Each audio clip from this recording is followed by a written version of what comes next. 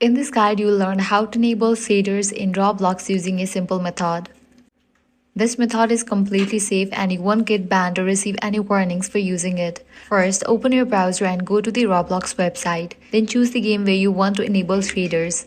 Once the game page loads, right-click anywhere on the page and select Inspect to open the developer tools. After that, click on the Network tab and refresh the page so the network request load again. When the page finishes refreshing, scroll to the list until you find the request that shows the game name. Right-click on it, then choose Copy and select Copy All as PowerShell.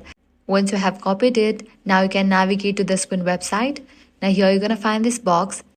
Go ahead and paste the copied text over here. After you do that, the setup will be completed and you will be able to launch the game and play Roblox with shaders enabled.